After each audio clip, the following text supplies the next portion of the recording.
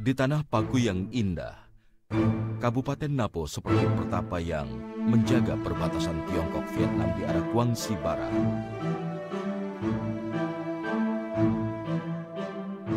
Dalam bahasa Chuang, Napo berarti ladang di lereng bukit. Di tanah ini, perbatasan membentang sepanjang 207 km dan terdiri dari serangkaian gunung-gunung berbatu.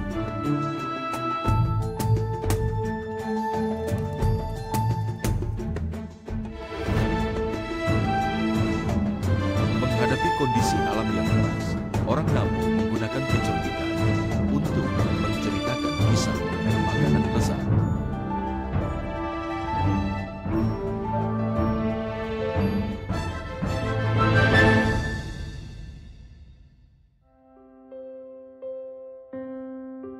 Pasar Petani Cengpei Napo dibangun di dekat sungai menjadi pasar sayuran yang paling ramai. Walaupun kota Napo termasuk tempat terpencil, tetapi orang Napo tidak pernah sembarangan soal makanan. Walau hanya makanan pokok biasa akan muncul dengan penampilan yang unik. Di sudut pasar, Liu Yongyong menjalankan sebuah stan kue kecil.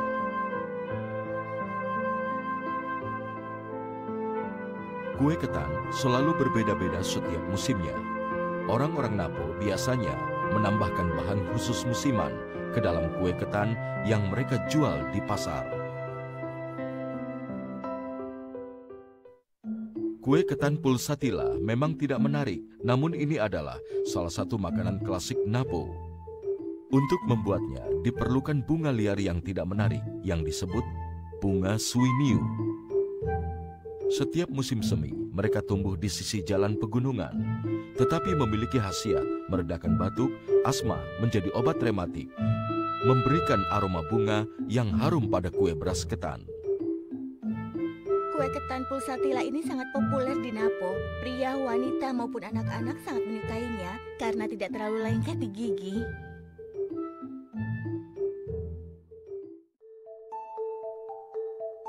Suiniu dan beras ketan dicampur menjadi adonan tepung, ditambah gula merah dan diulen dengan kuat. Kandungan air yang keluar akan membuat adonan menjadi kental. Sebelum adonan dimasak, pertama oleskan lapisan minyak babi agar tidak lengket.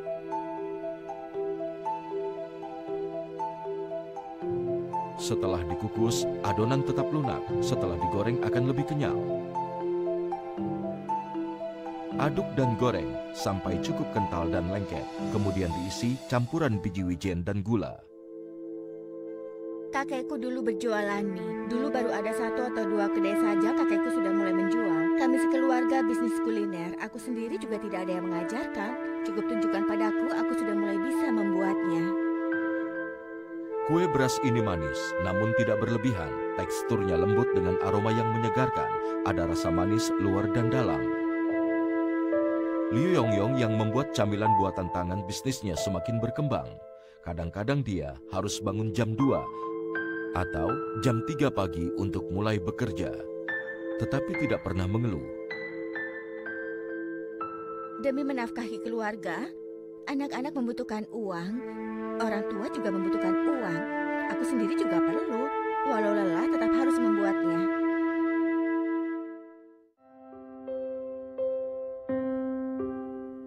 Di Napo, ada banyak pembuat camilan seperti Liu Yongyong. Liang Yenqing tidak memiliki stand tetap, kadang berjualan di pintu rumahnya, kadang di jalan. Dia pandai membuat pastel. Tepung dicampur dengan minyak, 2 butir telur dan diulen. Mereka sering menggunakan alat dan bahan yang tidak biasa. Kerangka senter lama juga bisa dipakai sebagai cetakan. Adonan tepung bisa dibentuk menjadi lingkaran. Kulit adonan bundar diisi dengan isian kacang dan gula. Lalu dilipat sampai 8 lipatan. Ukurannya lebih kecil dari pangsit. Yang paling sulit adalah membungkusnya. Kalau airnya tidak sesuai, kulitnya sulit dipakai untuk membungkus isiannya. Kalau dibiarkan kering karena tertiup angin juga sulit untuk membungkus isinya. Kalau terlalu cepat-cepat juga hasilnya tidak akan bagus.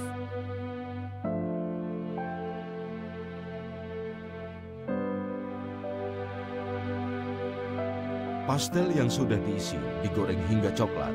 Kulit luar digoreng berpadu dengan aroma tepung dan telur, ditambah dengan isian yang manis. Tekstur dan cita rasa yang dihasilkan meninggalkan kesan yang dalam.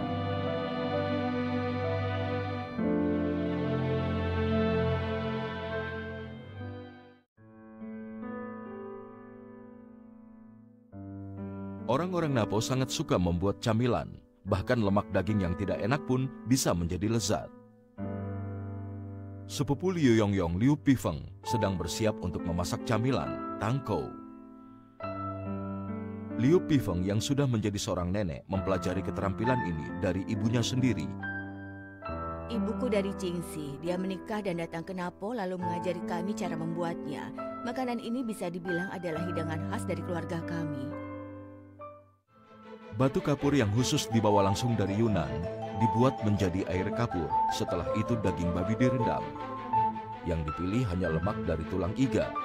Kemudian direndam dalam air kapur selama 5 hari. Kalsium hidroksida yang terkandung dalam air akan membuat daging berlemak menjadi renyah. Telur diaduk rata dengan tepung dan dibalur ke permukaan lemak, kemudian goreng.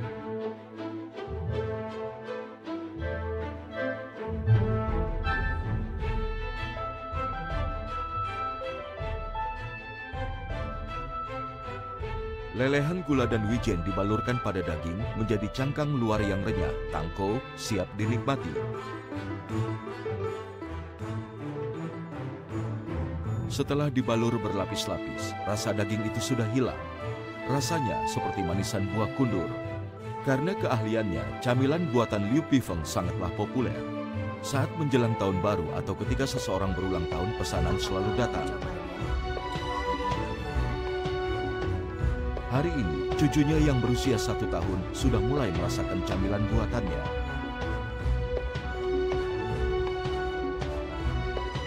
Kalau kita sudah tua, anak-anak muda harus bisa melakukannya dan camilan ini tetap harus ada.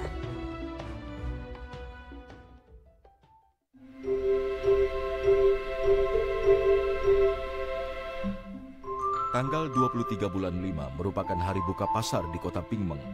Disinilah pelabuhan Pingmeng berada. Perdagangan di perbatasan Tiongkok-Vietnam mendorong terciptanya camilan yang eksotis. Kue lapis yang dijual merupakan camilan khas yang terkenal dari kota Pingmeng. Pan Yenchin adalah master pembuat kue di kota. Sebagai Tionghoa perantauan, ia belajar membuat kue lapis dengan sepupunya dari Vietnam ketika masih muda.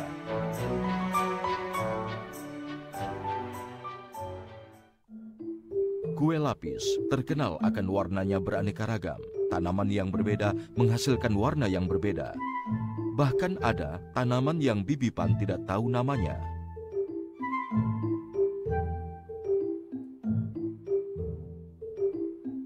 Semua bahan pewarna diambil dari alam. Bibi Pan terbiasa mencari pewarna alami itu di loteng rumahnya. Lotengnya dibuat menjadi kebun sayur kecil dengan berbagai tanaman. Setelah melihat sekeliling, Bibi Pan tertarik pada tumpukan daun jahe yang khasiatnya menghangatkan paru-paru dan menguatkan limpa. Orang Kanton mencampurkannya dalam hidangan. Hari ini, Bibi Pan menggunakan daun jahe untuk membuat pewarna hijau.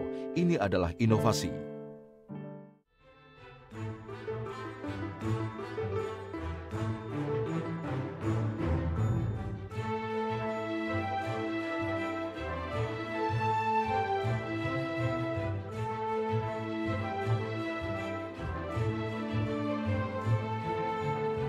Saat dihaluskan, jus hijau pun mengalir keluar. Tepung beras ketan, tepung tapioka, bubuk kelapa, gula, dan jus jahe dicampur sesuai takaran. Setelah diaduk rata, adonan hijau pun terbentuk.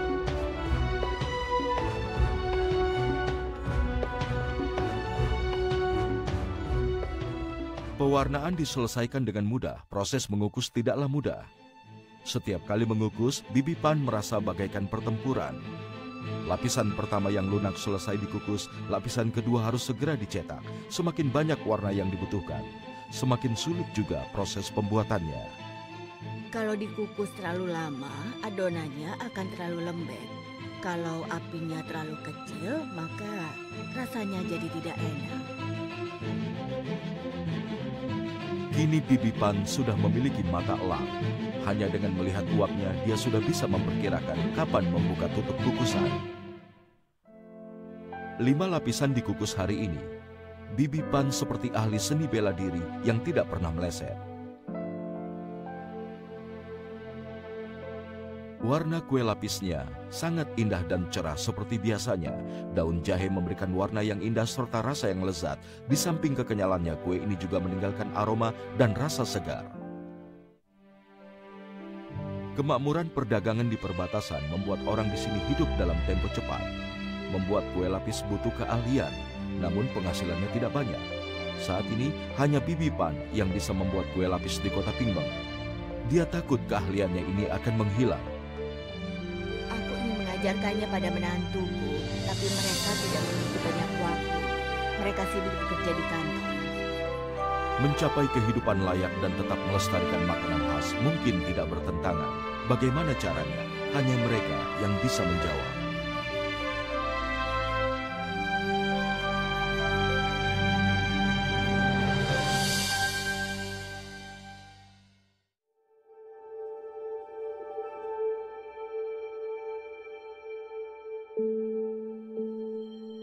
Tepat di atas loteng rumahnya, Li Chailian yang tinggal di desa Mayuan sedang termenung di bawah terik matahari.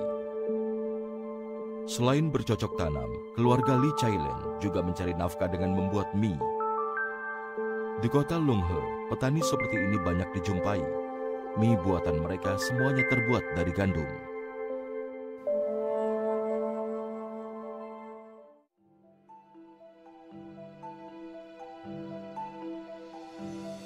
Gandum adalah makanan utama di utara Tiongkok, di selatan padi sebagai penggantinya. Sumber air di kota Lunghe cukup langka, tidak cocok untuk pertumbuhan padi. Karena itu setiap bulan 8 atau 9, ladang di sini akan dipenuhi gandum, yang dipanen pada bulan 3 atau 4. Setelah gandum dipanen, mereka menanam jagung agar lahan tidak kosong. Tradisi penanaman ini telah ada sejak kakek Li Chailian masih hidup.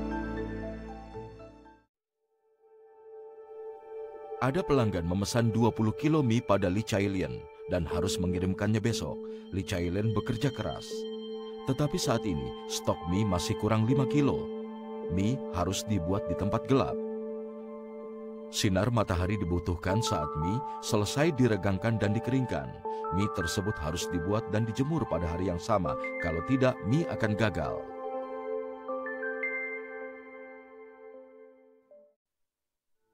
Demi kelancaran proses pembuatan mie yang membutuhkan bantuan cuaca ini, Li Chailian dan ibunya sering membuat mie pada pukul 3 atau 4 subuh. Mie dijemur pukul 8 pagi dan sore hari, mie akan disimpan dan dipotong. Hati-hati, jangan sampai putus mie-nya. Iya, aku tahu. Lakukan terus seperti itu. Tapi hari ini, kekosongan 5 kilo mie ini, Chailian mencoba keberuntungannya. Dia akan membuat mie di siang hari. Keputusan yang berbeda dari biasanya ini tidak bisa dilarang oleh ibunya. Mereka harus mempercepat gerakan mereka. Di ruangan yang gelap, mereka menguleni mie dengan air garam dan merenggangkannya menjadi adonan yang panjang. Mie dilingkarkan di antara 2 tiang bambu, disangkutkan di lemari untuk ditarik memanjang. Bedanya hari ini, matahari di luar rumah yang terik. Diperlukan tenaga untuk meregangkan dan menarik mie. Kunci keberhasilan di sini. Sebelum memanjang sesuai keinginan, adonan sudah mulai terputus. Setelah adonan jadi, kita jemur seperti ini. Temperatur yang tinggi mempengaruhi kelenturan mie. Jika mie yang tidak rata ini dikeringkan, maka kualitasnya akan sangat buruk.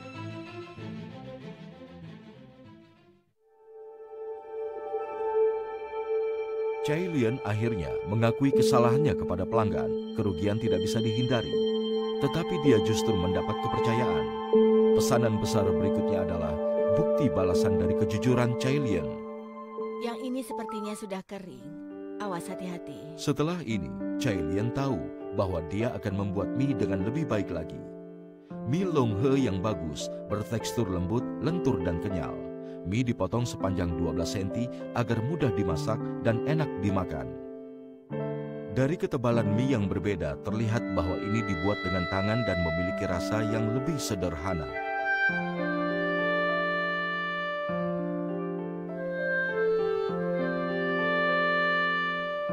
Memasak mie sangat mudah. Masukkan ke dalam panci, tambahkan tunas labu dan bawang putih cincang. Sudah ada garam di dalamnya, jadi tidak usah ditambahkan lagi.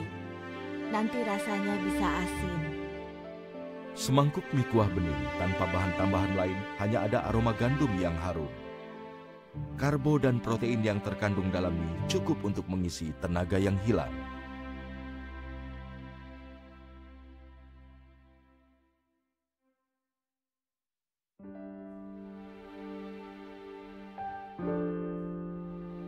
Gunung Tasi yang tersebar di Napo tidak cocok menanam biji-bijian, tetapi ada tanaman yang bisa menerima tanah seperti itu.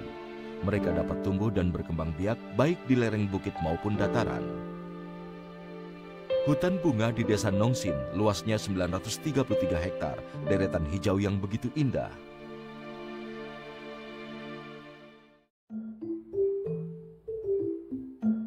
Di pinggir hutan ada sebuah kuali besar yang aneh. Lu Teming bekerja dengan pasangan agronomis membuat minyak herbal dengan bunga lawang. Orang-orang akrab dengan bunga lawang terutama karena bunga lawang digunakan untuk memasak.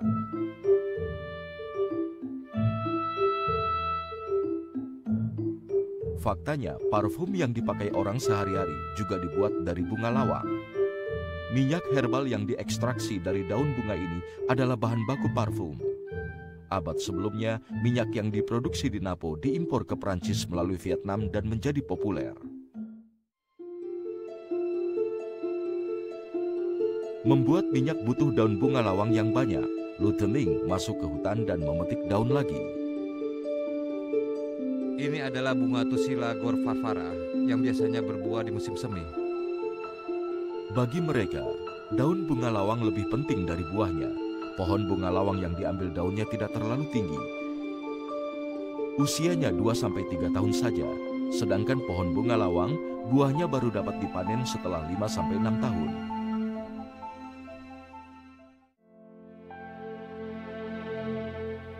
Untuk mengisi seluruh kuali, dibutuhkan 2.500 kg. Minyak yang dihasilkan hanya 20 kg. Saat pembuatan minyak, proses menyalakan apinya sangat sulit. Para petani sering tidak tidur agar upaya mereka selama setahun ini tidak sia-sia. Membuat minyak tidak mudah, perlu memetik daun, juga membutuhkan air. Satu pintu tertutup, maka pintu lain terbuka. Menghadapi gunung-gunung tandus, orang-orang Napo justru mengubah keadaan dengan kerja keras. Tahun ini, setengah kilo minyak herbal dijual seharga 60 yuan, jauh lebih banyak daripada biji-bijian.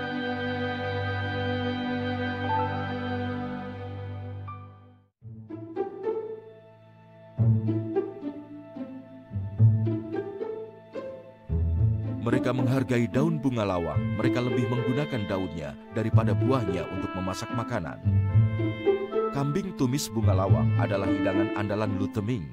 Daging kambing direbus dengan air, kemudian menumis jahe, bawang putih, merica, dan bunga lawang dengan minyak yang sudah dipanaskan. Lu Teming juga suka menambahkan beberapa cabang kecil pohon buah wampi untuk menambahkan sedikit rasa alami. Kemudian ditambahkan gula, arak, dan kecap. ketika daging dimasak. Ini untuk menambah kenikmatan hidangan dan aromanya. Setelah itu, air juga ditambahkan dan dimasak selama 1 jam. Setelah itu siap disantap. Aroma daunnya tidak kalah dari aroma biji bunga lawang. Aroma daunnya segar dan halus, dan aromanya bisa meresap dengan sempurna. Hidangan memikat selera makan kita. Dunia kuliner selalu meremehkan kegunaan daun bunga lawang. Di Nongsin, daun lawang berhasil membuktikan kehebatannya.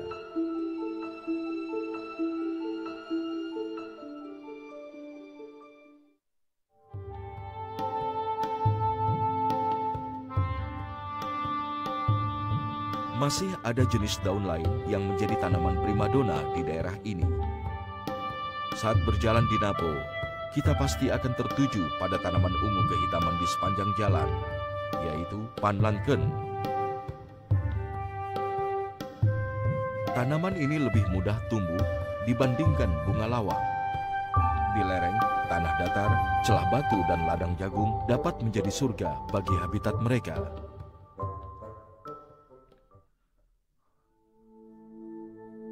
Awal bulan Juli, di desa Nianqing, Pingmeng, baru saja hujan lebat.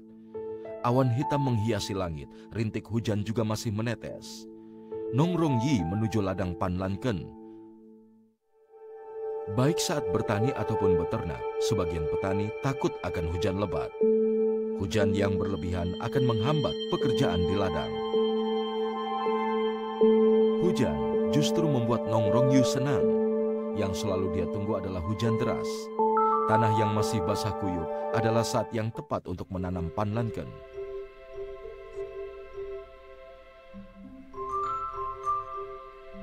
Panlanken menyukai keteduhan dan tahan cuaca ekstrim. Panlanken yang tumbuh di Nianqing berwarna hijau dan ungu di sisi lain, disebut juga panlanken punggung ungu. Ini yang kami kumpulkan dari gunung sebelumnya. Bentuknya memang seperti ini. Setelah semua tanaman di gedung habis, kami ingin membudidayakannya sendiri. Panlanken dipanen setelah 1,5 tahun budidaya. Cabang dan daun dipisahkan, daunnya dikeringkan dan cabangnya dilumatkan untuk bahan baku pembuatan obat yang akan dibeli oleh pedagang. Tapi orang-orang di Nianqing, panlanken memiliki rasa yang unik saat dimasak. Mereka merebus daunnya yang sudah dicuci dengan air, dicincang dan dicampurkan dengan telur, lalu dimasak jadi satu. Taburkan daun bawang, kemudian digoreng. Telur dadar yang khas pun siap disantap. Dengan tambahan panlanken, telur dadar yang gurih kini memiliki aroma yang khas.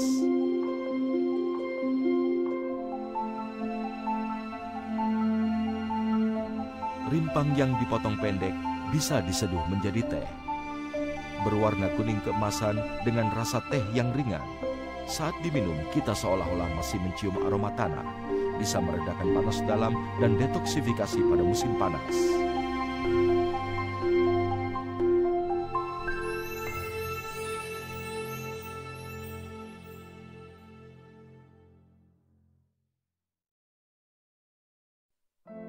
Di kampung Nungkeng 30 km dari desa Nianqing, Li Angkuo membuka kandang sapi dan melepaskan peliharaannya. Sapi-sapi ini berjalan 6-7 jam sehari di pegunungan. Mereka tumbuh sambil berolahraga.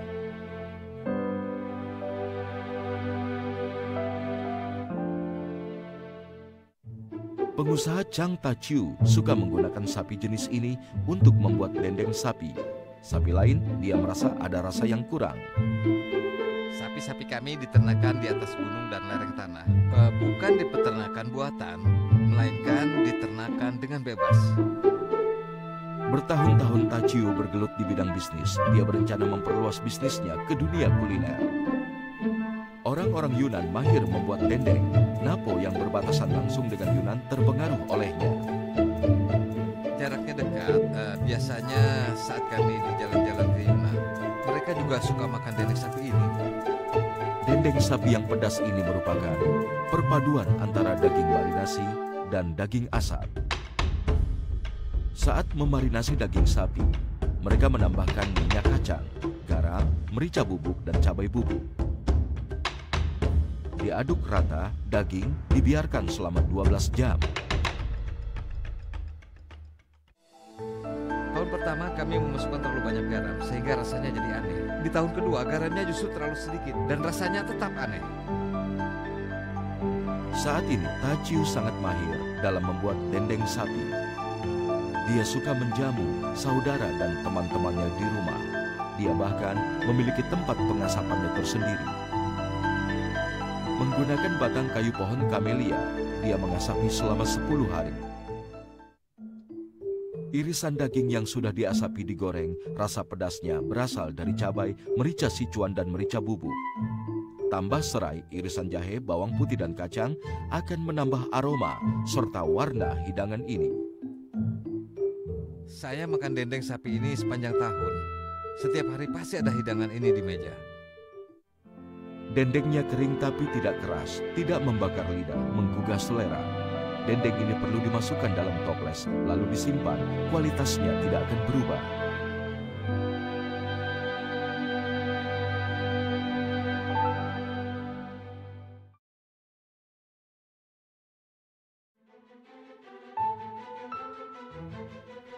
Bulan Mei, Yang Kuichin ke ladang untuk memetik buah persik setiap hari.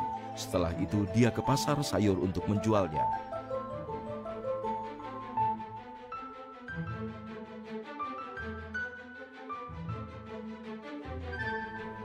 Di antara yang lalu lalang, Yang Kuichin duduk di depan kiosnya. Setelah 3,5 jam, masih banyak buah yang tersisa. Ini jauh lebih lama dari biasanya. Dia berharap segera habis terjual.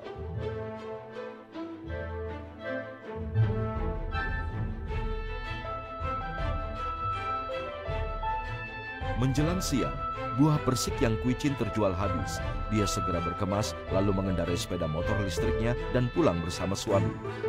Buah persik musim ini menambah 2.000 yuan pendapatan harian.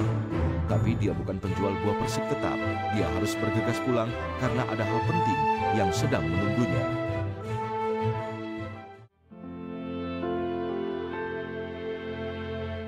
Setelah dia kembali, Yang Kuichin memiliki identitas lain. Dia tinggal di kampung Tunli, tempat tinggal suku Hei Chuang, suku yang menghormati warna hitam dan menganggap Napo sebagai kota kelahirannya.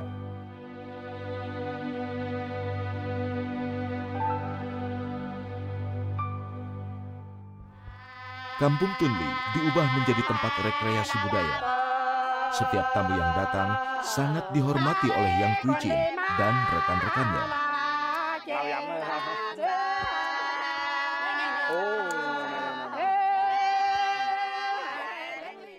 Menunjukkan rasa hormatnya, mereka mengeluarkan daging asam yang mereka anggap sebagai harta. Setiap tempayan butuh waktu pengendapan selama setengah tahun. Tempayan terbuka akan mengeluarkan bau asam yang kuat. Dikukus sebentar, daging asam yang beraroma pekat siap dihidangkan.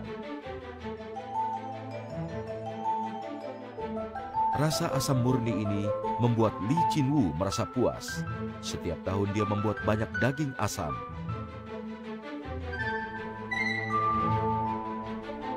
Dibuat dari daging kaki belakang yang padat, kemudian ditambah kulit yang sudah dipisahkan.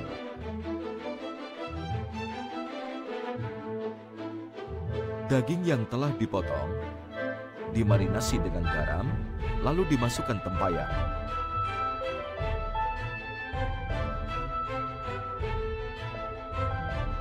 Fermentasi membutuhkan tepung jagung.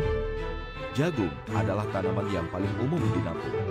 Tepung yang sudah dikukus dicampur daging yang dimarinasi dengan garam, lalu dimasukkan ke dalam tempayan. Asam laktat dari tepung jagung mengasamkan daging babi. Semakin lama, semakin enak rasanya.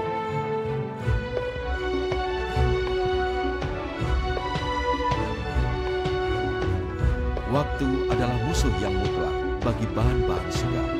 Namun, pengalaman bertahun-tahun mengajarkan suku ini bagaimana mengubah waktu yang tadinya musuh menjadi teman. Selain daging kaki yang bisa dijadikan daging asam, bagian babi lainnya bisa dijadikan daging asap. Daging asap sangat populer di Guangxi, namun karena terbatas, kaki babi asap paling berharga di antara daging asap lain. Yang Kuijin dan Li Jinwu mengelola agrowisata di rumahnya. Mereka sangat berharap bisa membuat jamuan yang mewah dalam waktu yang terbatas. Mengetahui keluarganya sibuk, Li Xiaoying, putri keduanya yang bekerja di kota, pulang untuk membantu. Anak perempuan tertua dan anak perempuan kedua sudah menikah dan punya anak. Sementara anak laki-laki bungsu belum menikah. Itulah yang aku khawatirkan. Kaki babi asap masak kedelai adalah hidangan termewah bagi mereka. Cukup dimasak bersama kacang kedelai, tidak perlu bahan lain, sudah bisa membuat rasa asin tersebut meresap ke dalam kuah.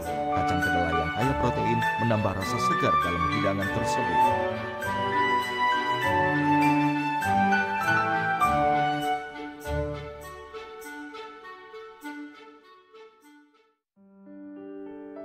Meskipun Yang Kuijin tidak bisa memasak, dia juga tidak menganggur. Dia datang ke ladangnya, menggali bahan-bahan liar. Kunyit, dalam bahasa Tiongkoknya, disebut wotoken. Kunyit dapat terlihat hampir di segala tempat di distrik Sisan Napo. Kandungan saponin kunyit yang tinggi merupakan kandungan gizi yang baik untuk tubuh.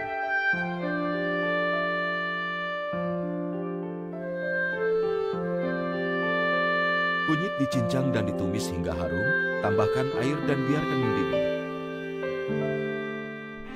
Setelah ayam dimasukkan, hidangan yang penuh cita rasa akan terlihat. Efek visual yang terlihat di sini tidak bisa menutupi kelezatan dan kehangatan yang dihasilkan hidangan ini. Hidangan sup ayam kunyit ini untuk menambah gizi wanita suku ini pasca persalinan. Rasanya tidak terlalu menyengat, tidak ada rasa pedas dari kunyitnya. Setiap perempuan yang baru melahirkan pasti akan makan sup ini karena bagus untuk lambung. Walaupun hidangan di meja tampak sederhana, tetapi cukup menyibukkan mereka seharian. Senyuman di wajah para tamu setelah makannya membuat hati keluarga Yang Kuijin terasa lega.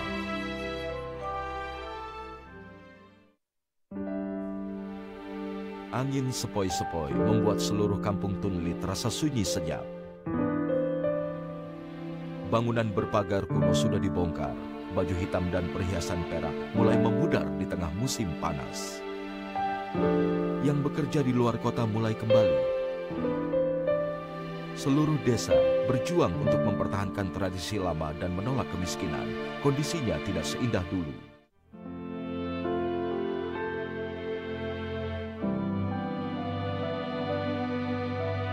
Untungnya, dari makanan yang sudah diwariskan sejak lama, kita masih bisa merasakan cita rasa tradisional.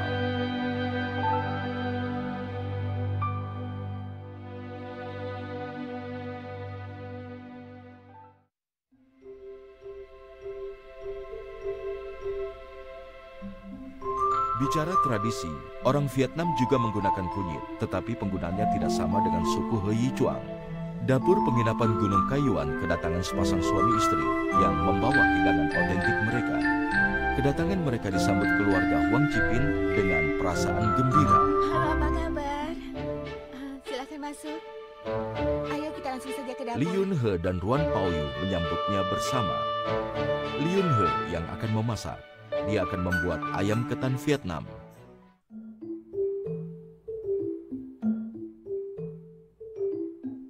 Serai adalah bahan penting yang sering muncul dalam hidangan Vietnam. Bumbu dengan aroma bunga yang kuat ini memainkan peran penting dalam hidangan Vietnam. Serai dicampur bawang bombay dan garam, merica, kecap ikan, lalu aduk hingga rata dan dioleskan. Dengan selembar plastik wrap, beras ketan putih dan kuning ditumpuk bersama. Beras ketan kuning dihasilkan dari campuran kunyit.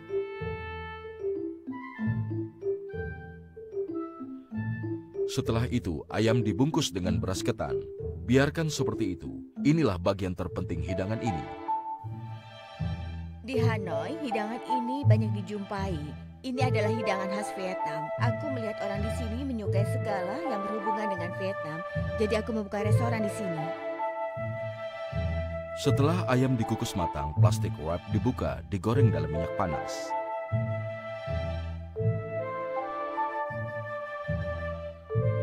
Beras ketan yang digoreng dalam minyak panas berubah menjadi kuning keemasan.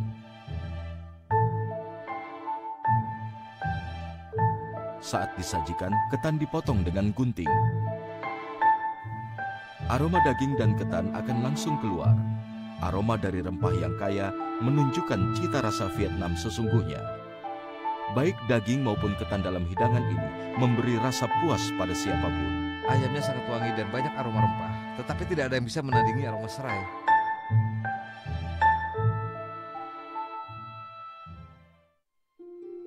Masakan kombinasi ketan dan daging bukan hal baru, tapi perbedaan kecil dalam langkah memasak terkadang menyebabkan efek yang menakjubkan. Huang Xueping sangat mengerti hal ini. Dia ada di industri kuliner dalam waktu yang lama. Dia juga sering berpartisipasi dalam kompetisi. Perlombaan musim yang baru akan dimulai. Dia bertanya, hidangan apa yang bisa mengekspresikan karakteristik Napo dan budaya daerah dengan cita rasa optimal?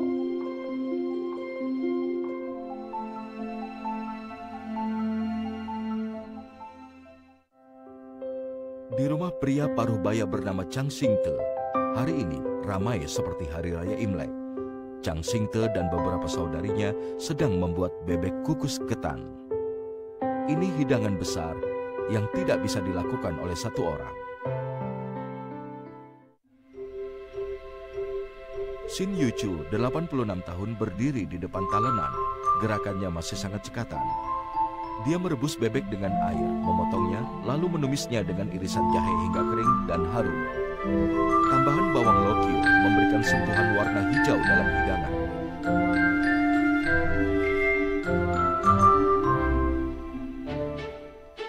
Di sisi lain, Nenek Chang menghidupkan api dan mengoleskan madu di badan bebek.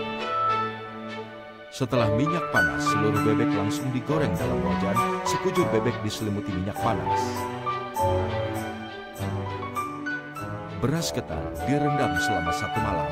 Jian Wencai, 84 tahun, meniriskan airnya. Piringan pengukus telah panas dalam air mendidih, lalu beras ketan dituangkan dan dikukus selama 40 menit.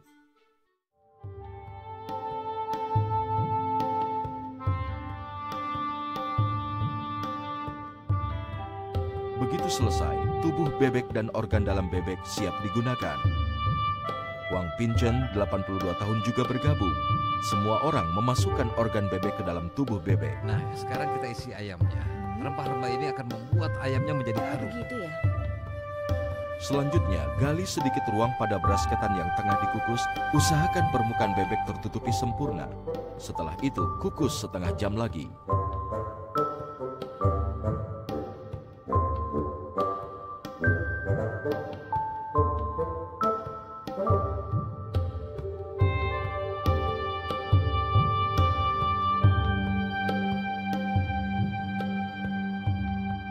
Terakhir, potong bebeknya.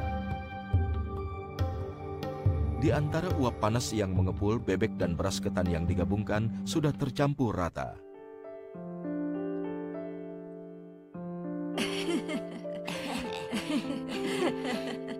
Mereka melakukannya dari generasi ke generasi, bahkan sebelum masa pembebasan, dan setiap keluarga melakukannya. Nasi ketan bebek yang lunak dan harum terasa hangat saat dimakan. Lemak bebek meresap seluruhnya, aromanya bertebaran, membuat orang kenyang.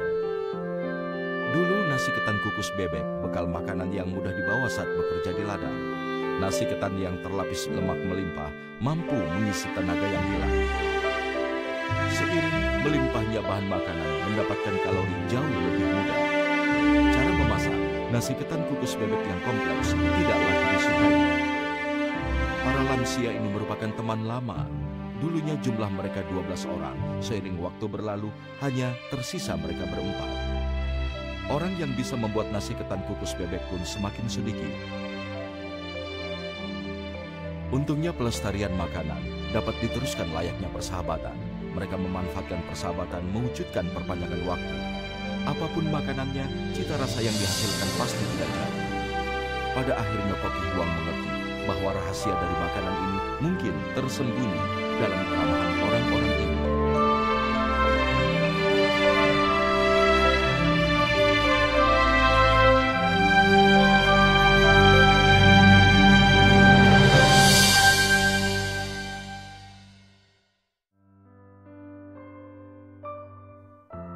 Malam hari, Pan Yensin yang sudah sibuk seharian di luar akhirnya mengurus tanamannya. Ladang kecil ini adalah bukti ketekunannya. Berdasarkan kepercayaannya pada bahan dan keahliannya, Chang Tachiu memutuskan berinvestasi agar dendeng sapi khas daerah Napo dapat tersebar ke seluruh dunia.